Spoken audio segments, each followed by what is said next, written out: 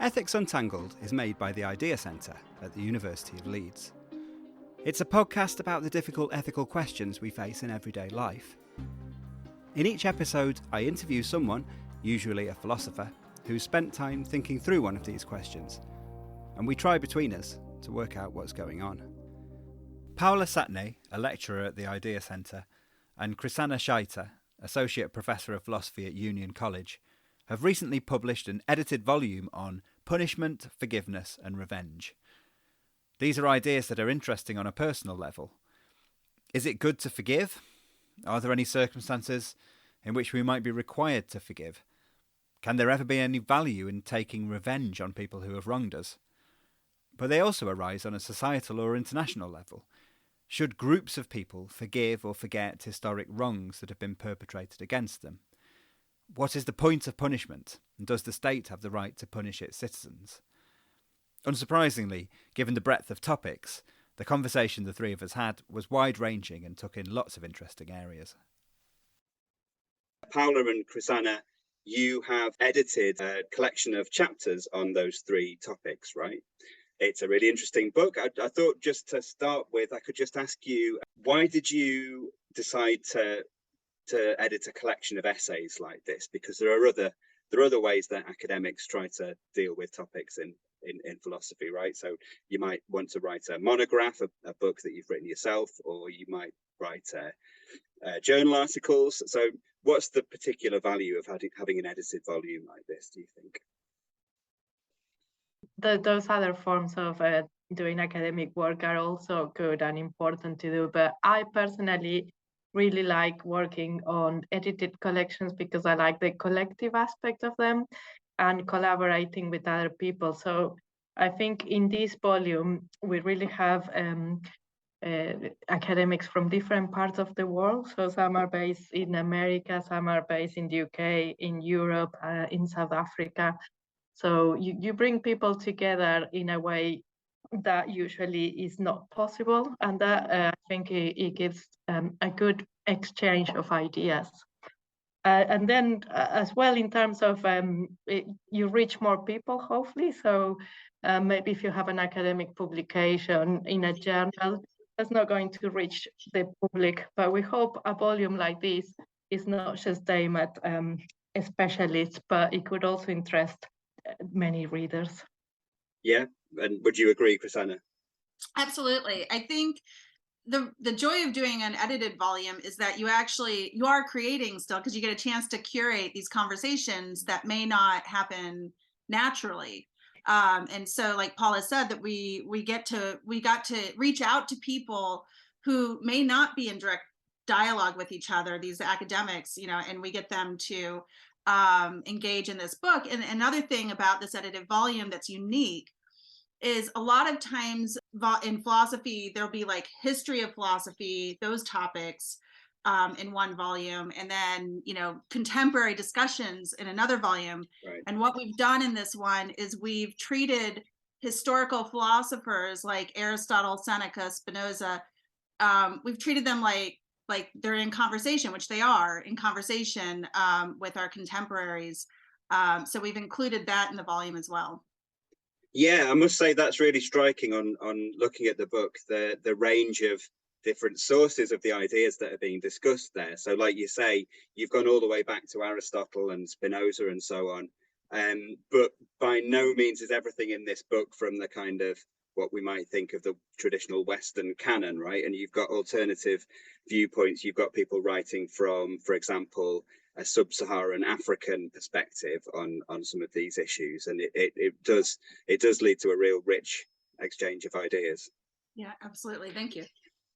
The next question is just, why did you decide to focus on these topics in particular? So the title of the book is Conflict and Resolution: The Ethics of Forgiveness, Revenge and Punishment. So what is it that links forgiveness, revenge and punishment, and what is it in general that makes that an interesting topic for a collection of essays? Yeah, so we started editing this volume, I think, back in 2016, I think is when Paula and I first started talking about putting this together. And already I feel like those topics were very much relevant to our social situation. Could never have guessed in the past years how much conflict and resolution was really going to be at the forefront of our social consciousness. So I think these topics and why we wanted to focus on anger, revenge, punishment, forgiveness all together is because right now there is so much anger and social unrest. And I think on the one hand, it's really good, right? Because hopefully this is going to be leading to some sort of change. I mean, it seems like we're having this kind of mass awakening of the systems of oppression that are happening. And we're seeing protests all over the world. One of the things, though, that while this is going on, we have to think about is if we are to progress towards a more equitable future, how are we going to respond to these wrongdoings? I mean, and what role is, anger playing in, I think it plays an important role, but what role is anger playing in these protests, in these social movements? I think there was for a long time, a general view that anger and revenge and that kind of thing was just a negative emotion. And I think now we're getting a sense that maybe anger is quite useful for social change. But then we can't just stay there. We have to think about how do we move past the atrocities that we've done to each other. What do we do? How do we reconcile that? What role is forgiveness going to play, and what role is punishment going to play? And so all of that together, I think, is really important to talk about, kind of at the same time. Yeah. So to add to that, I think the topic of forgiveness become very big both in philosophy and in society. In part because of what happened in South Africa with the Truth and Reconciliation Commission and Nelson Mandela and Desmond Tutu. They came out with some sort of a attitude of forgiveness. It's discussed to what extent that was forgiveness or what sort of forgiveness, but that generated a lot of interest. And I think since then, in the last 20, 30 years, the topic of forgiveness has really grown in philosophy. But one thing to think about is, well, when is forgiveness appropriate? And is it always appropriate, or is it appropriate in response of certain changes on the wrongdoers? So if you take the view that the wrongdoers have to change in certain way, then you might say, you can't relinquish anger, but you will relinquish anger when the conditions are appropriate. So anger has a role, but then can have a resolution as well. So all of that is discussed in the book. Right. Yeah. Okay. I can see that. I suppose one of those three attitudes, or whatever they are, revenge, forgiveness, and punishment, the one that people might immediately think, well, that's, there's no value to is revenge. Like we tend to think of revenge as being a bad thing, right? People going out for revenge doesn't seem constructive. It doesn't seem like it's kind of aiming at improving anything. It's just kind of, well, it feels self-indulgent. It feels like it's something that you're doing just to kind of satisfy your own anger or something. But is there reason to think differently about revenge? Yeah, I think there's a couple of chapters in the book that deal specifically with revenge. The one that I contributed on Aristotle talks about some values that we might find in revenge, and I will say right up front, I'm not 100% sure revenge is the right word. I just haven't been able to find another word that I think fits better, because what we're not necessarily talking about is punishment. We're not, punishment usually is described as third person, if even retributive punishment, which is punishing somebody because you think that they did something morally wrong and you think they deserve to suffer in some way. That's not exactly what's going on with revenge, at least not the way that Aristotle's talking about it. Right. But there's, I think that practically speaking, we want to be really careful about thinking about revenge. And I think practically speaking, if you're ever not sure, probably just don't get revenge. But I wanted to talk about it not as a blanket, like it's always bad, because Aristotle has some, I think, important insights that are useful and relevant for today. So the word that he uses, not that it matters, but the ancient Greek word is timoria. And what he talks about in his ethics, which is the text I mostly focused on, is he thinks that there is sometimes when you are morally justified in retaliation, and it's not for the greater good. It's not for some sort of cosmic moral balance where you're, putting things right because this person did something bad. It's actually because he thinks that our social relationships require sometimes for us to check other people and say, hey, you're treating me as if I don't matter, and nothing I can do seems to get you to understand that I do matter. But if I do something in retaliation, it doesn't have to be violent. It's not like these horrible revenge movies. Just something that is shows that there are consequences when you treat me as if I have no value or no worth. That can be really powerful. And just to give an example, I don't think this is anything people would think of as revenge, but I've been thinking a lot about this with respect to the protests we've been seeing and like with Black Lives Matter in particular. And I'm just thinking like a really small example of like maybe a group kind of revenge in the way that Aristotle's thinking about it is when protesters block a major road. Now we wouldn't think of that as revenge, but it maps on to a lot of what Aristotle's interested in, which is society has been treating a certain group of people, in this case Black Americans, unfairly, unjustly, and acting as though we can just get away with it and with no repercussions. And by protesting in such a way of like blocking traffic, for instance, that is a great inconvenience. And it says, look, it's at least like symbolic, like, look, we can affect you. Like, we're not worthless. We're not somebody you can just ignore and do what you want without consequences. There will be consequences. We have value. Pay attention. And the reason I think that's important to note is it's not what we're talking about when we talk about punishment, I don't think. So again, I'm very happy if going down the road, somebody's like, hey, we need a better word than revenge. But it has all the markers because it's personal. And it's in response to wrongdoing.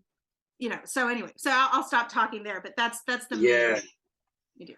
That's really interesting. It's kind of what you're describing there is, it's not that you would have to be thinking about the kind of general effects of what you're doing there for that to be a legitimate response to wrongdoing, right? It is interpersonal in the sense that you're doing it just because you've been wronged. You're, might we say, retributively, doing something to some other person, but the effect that it has on your view is that it says, I matter, my interests matter, you have to take account of me. So it's kind of linked to self-respect in a way. Exactly. I think that's exactly right. Exactly right. But I just want to emphasize there is that on even Aristotle's view, it's a very small range of activities that would count as legitimately moral acts of revenge, and he makes a point in his ethics, in his rhetoric, to say that this kind of revenge is it's aims at causing pain, not at causing harm. And so I kind of think of like, even on just like a one-on-one basis, if somebody says something really nasty to you in a meeting, for instance, is a very simplistic example, just a biting remark to like say to that person, no, you can't get away with that, just to cause them a little bit of embarrassment. I mean, even that would count on his view. So. Yeah, that's interesting. Yes. So again, there's a kind of link to self-respect. There's a link to just sort of saying, I'm not somebody who you can just walk all over. So you can imagine, in an organizational context, somebody who just never does anything in response to being slighted or being put down in meetings, they're going to be giving the message that people can do that to you, and actually that there's a legitimate kind of approach of doing something retributive, whatever it might be, to kind of signal that that's not acceptable.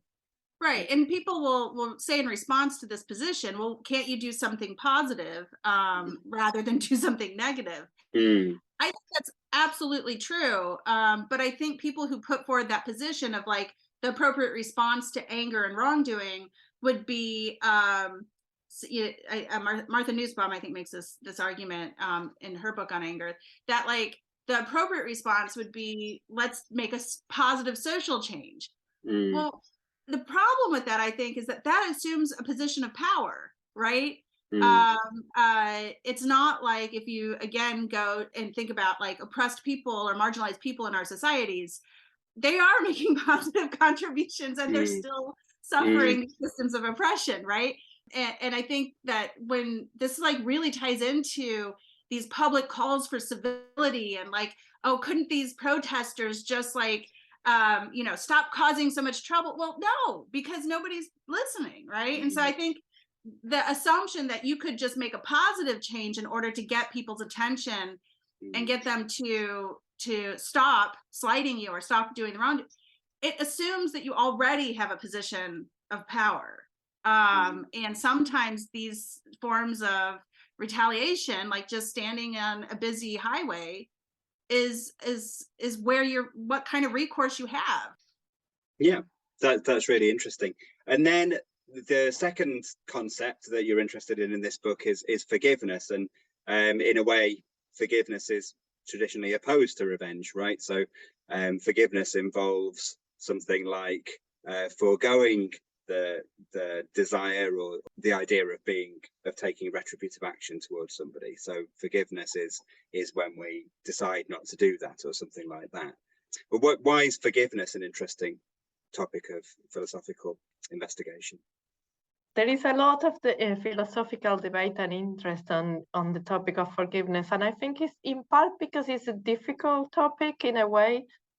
On the one hand, it seems that it's a good thing to do because it helps you to solve a problem in a positive manner. On the other hand, as we've been discussing so far, if someone has wronged you, it does seem that you are rationally warranted to not forgive, to be angry about it, and to blame that person. So how can you find the rationale or the reasons to actually change your attitude towards a wrongdoer and forgive them? So there are different positions in the current literature about, whether, for example, the offender or the wrongdoer has to do something in order to earn that forgiveness. And that's one position. Whether other authors, take a view, for example, that one can forgive unconditionally, regardless of the change of attitudes of the wrongdoer, because it's just a good thing to do always. So that's one big debate. But more fundamentally, because we philosophers, we like to, when we pick up on a concept, we like to discuss it in a lot of detail. Actually, what is forgiveness? That question takes a lot of attention as well. And in the book, if you read the book, you'll see that there's different views and there's quite a lot of disagreement of, well, what is forgiveness? So one view that is very influential is the idea that forgiveness is a kind of emotional response.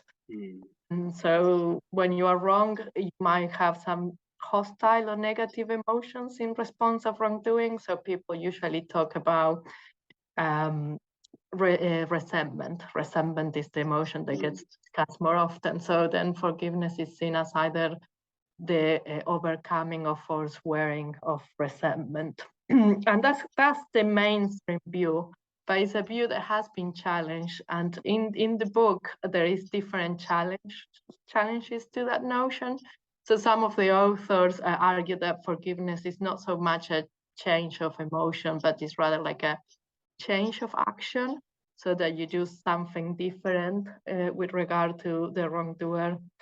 Some people say that forgiveness is a change of normative landscape. That's a bit more complex, but what it means is that the wrongdoer has certain obligations towards you because they wrong you. So, for example, they have a duty, let's say, to apologize.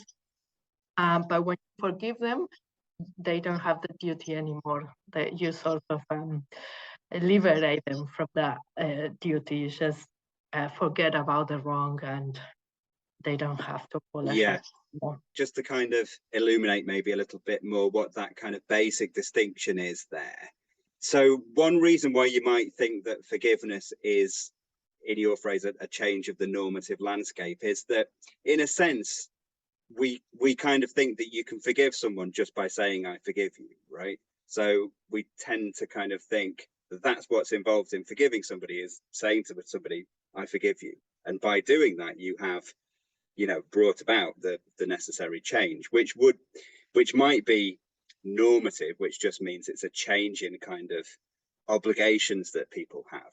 So somebody might respond by saying, oh, that's a relief, thank you for forgiving me, because that's kind of removed maybe the burden of what I thought I had to do, for example, to make amends to you in some way.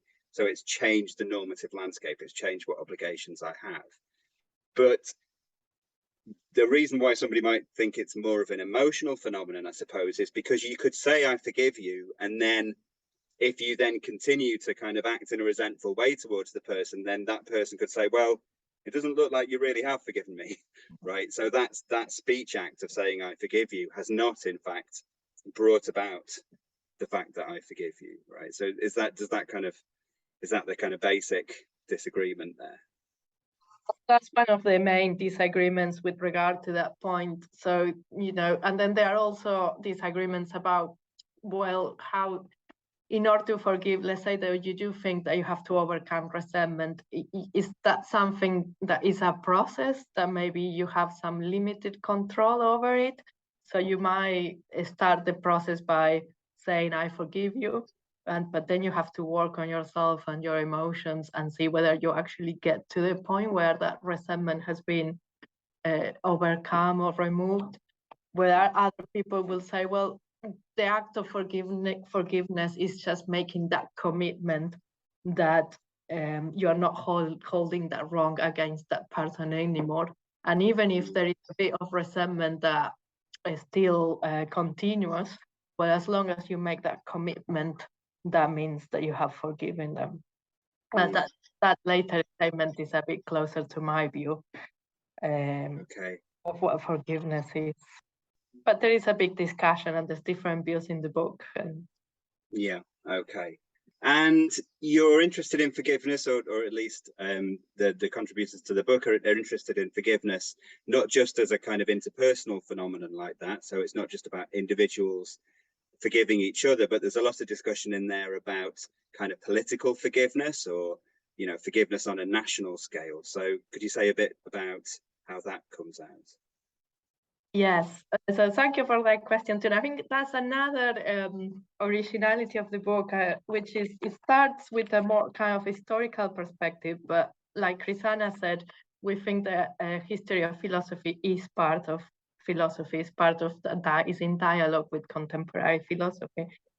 But then with the last section of the book moves towards a more political kind of discussion. And with the topic of political forgiveness, philosophically, there is quite a bit of disagreement, because on the one hand, people do talk about forgiveness in political context.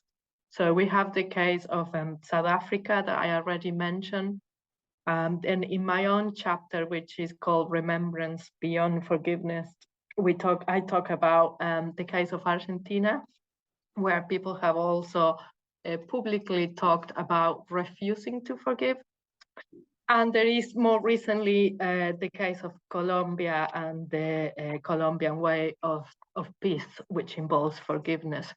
So the topic of forgiveness does come up in political context, but many philosophers are skeptical that you can talk about political forgiveness for different reasons. So, for example, if you take the emotional account, you might think that overcoming resentment is not something that we can do collectively. So they think that it's better to talk about political reconciliation and don't bring forgiveness into political discussions. Now, my own view is that there are two different questions. One is a kind of descriptive question about whether we can talk about political forgiveness or forgiveness in a political context, which I think yes, and in part because we do with people. This is what people talk about when they have a conflict in a society. It does come up in some conversations. And one of the things that I argue is that groups can forgive under certain circumstances if they have a certain structure. So I think we can talk about forgiving in political context, but also refusing to forgive in political context. So that's one question, no? Whether that's a possibility. But then there is the further question where political forgiveness is desirable and whether it's desirable in all cases. Or again, whether the perpetrators of atrocity do have to do something in order to earn that forgiveness. Another question that comes up in the political context is, can you forgive but also punish? Can forgiveness and punishment be compatible? And the question that I address is, can forgiveness and commemoration of wrongdoing be compatible? And my own view is that sometimes they are compatible, but not always, only under certain conditions. There's a common phrase, isn't there, at least in English, forgive and forget. But your view is that forgiving and forgetting don't always need to go together. Yes, also it's a lot of resistance in general in the literature to saying that forgiving involves forgetting. Because one of the things that I argue is that there is moral value in remembering. So commemoration of atrocity has moral value. And this is something that usually victims of atrocities do care really about, that that they are not forgotten, that what happened to them is not forgotten, that we commemorate what happened in a certain way. So there's been a lot of effort in the literature to say, oh well, they're two separate things. You can forgive without forget. But my view is a middle ground position, because I think sometimes, because I see remembering as a way of reminding. So commemoration is a way of reminding that this event or this injustice happened. So what I said is, if the perpetrators deny responsibility, then reminding them that this happens is a way of confronting them, of holding the wrong against them, and therefore is not compatible with forgiving them, in my sense. So middle. So I think it can be compatible, but it depends on what the perpetrators are doing. So I see it as a bilateral thing where both parties have to work together towards an understanding. Right. So what would forgiving involve, on your view, then, in that kind of context? So I talk about a multidimensional account of forgiveness with a core element, but the core element is a commitment to stop holding the wrong against the offender. Okay. And that might involve different things in different contexts, and it depends on what the offenders or perpetrators are doing too. So if you remind them of their offense by commemorating them, but they are denying that, they don't take responsibility, or they don't think that what they did is wrong because they think they were justified. And this is something that happens in a lot of conflicts. Then, commemorating is a way of reminding them, is a way of holding it against, and is not compatible with forgiving them. So in situations where you have that kind of context, where there is a group of perpetrators that do not accept responsibility for wrongdoing, and a group of victims that they do want to commemorate what happened, and they want, public recognition of the wrong, then I think it's going to be difficult. So what you need to do is, you do need the perpetrators to acknowledge, at least as a minimum, to acknowledge the responsibility. That's really interesting. I suppose in a way that brings us on to the last of the three concepts that you're interested in this volume, which is punishment, right? So there are kind of, philosophers often wrangle about punishment and think about what the purpose of punishment is, right? So there's a kind of traditional philosophical debate about what should we be trying to do through punishment, whether it's trying to deter people from further wrongdoing, or whether there's some kind of retributive element to punishment. So there's some sense in which we punish people just because they deserve to be punished because they've done something wrong. So is that something that comes up in the volume, or are you taking some different perspectives on punishment? I mean, certainly some of that does come up in the volume, but I do think that that there is a lot of people are writing mostly in the volume about ideas of retributive punishment and how that relates to wrongdoing. And that I'm gonna slightly talk about something a little tangential to what you just asked, because I wanted to make sure we got a chance to talk about it, because one of the nice things about putting together a volume like this are you also get surprises, right? And so themes pop up that you maybe hadn't anticipated.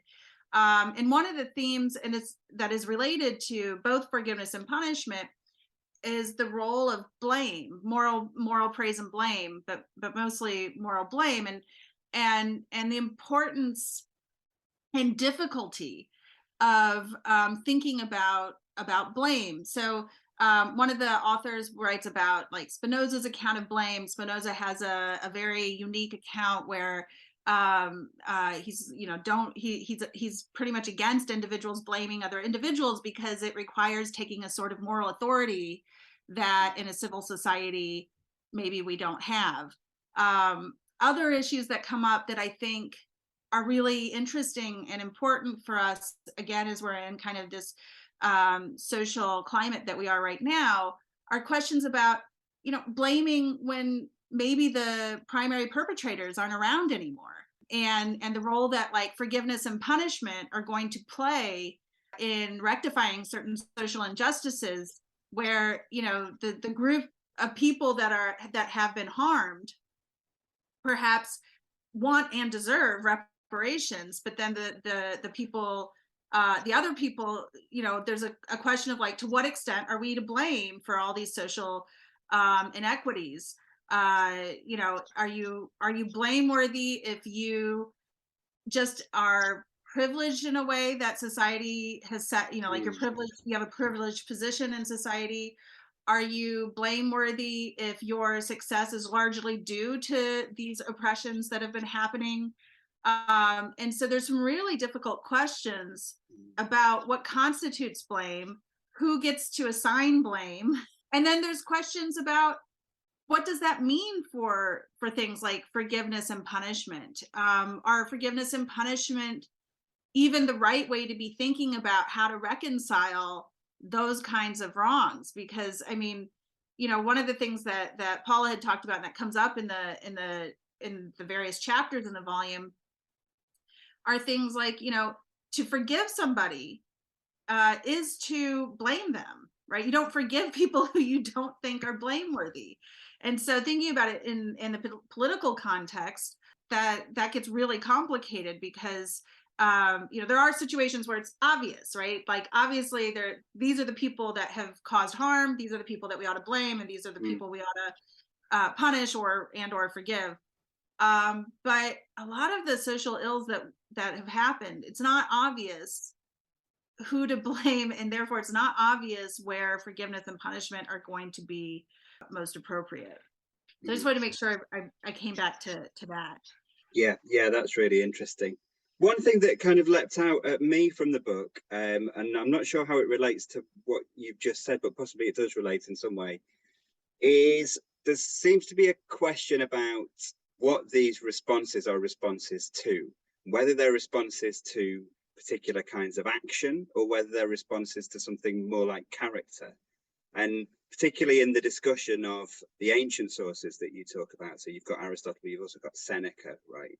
And it seems like Seneca's really interested in, is assuming that punishment is a response to character in some way. So he's kind of saying we should treat wrongdoers as almost like sick people who need curing. So it's an issue with their kind of psychology or their character that needs to be addressed. And he even says, there are going to be some cases where somebody's so irredeemably corrupt that what we should do is we should put them to death. Right. Whereas I think we tend to think in a more modern context, we tend to think of punishment, but also forgiveness and revenge as responses to specific actions that people have carried out. Is that something that kind of is an interesting distinction that maybe sheds some light on these contemporary debates a bit? It definitely is. And I'm really glad you brought that up, because I'd said that there's mostly retributive accounts of punishment in here, but that piece on Seneca is fantastic, because that is not retributive, right? That's the idea of punishment being rehabilitative, if possible. And if not possible, you're absolutely right, then that person would get the death penalty on Seneca's view. Whatever we think about that, though, I think this idea that there is a focus on rehabilitation in the book, and that focus is historical, but also makes the most sense when what you're interested in, or I don't know if I want to say the most sense, but it makes a lot of sense when you're interested in rehabilitating a character versus just deterrence, where you're trying to stop an action, or even, like in a retributive sense, give them what they deserve.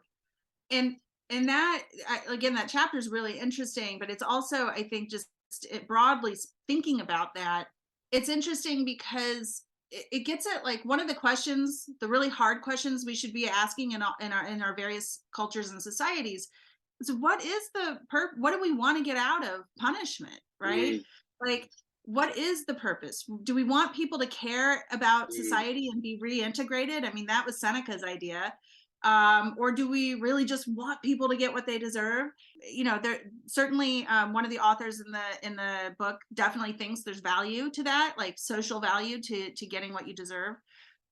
But I think those are hard. I think those are hard questions, and I think they're really important questions that we need to be discussing more. Great. Okay. Add something to that. Just a little thing is there is one of the chapters by Tad Metz. It's called "Why Reconciliation Requires Punishment but Not Forgiveness." So he has quite an original view there that sometimes, punishment, the perpetrator or the offender, as if they accept the punishment, there is a way of recognizing the seriousness of what they've done. And he thinks that might be more conducive to reconciliation than a form of forgiveness that is unilateral, because the two parties are sort of working together and recognizing and taking some responsibility about what they did. So it comes up more in that kind of context as well, the debate in terms of thinking about conflict and post-conflict societies, and what could be the role of punishment and forgiveness if we're trying to achieve reconciliation.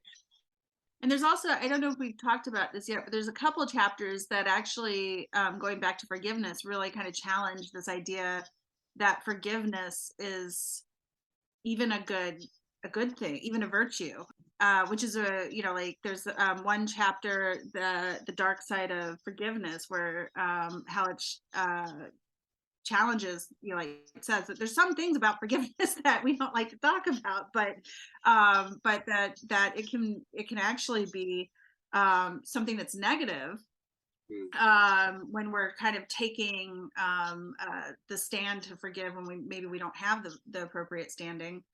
And then another great piece is on Aristotle, that argues Aristotle. It's not that he just left, because he doesn't talk about forgiveness in his Ethics. And I think the assumption has been, he left it out. It wasn't a concept that he really was interested in. And Carissa Phillips Garrett argues, no, it actually just doesn't fit. It wouldn't work in his virtue ethics, because, and the reason is really, I think, interesting. The idea is that, well, look, you can't forgive for no reason. And there's another chapter in here that talks about forgiving for the right reasons, but you can't forgive for no reason. But then if you're forgiving for a reason, you're not doing something virtuous. That's just you should like if the person apologizes or pays appropriate retribution or has a reason, an excuse why they did what they did.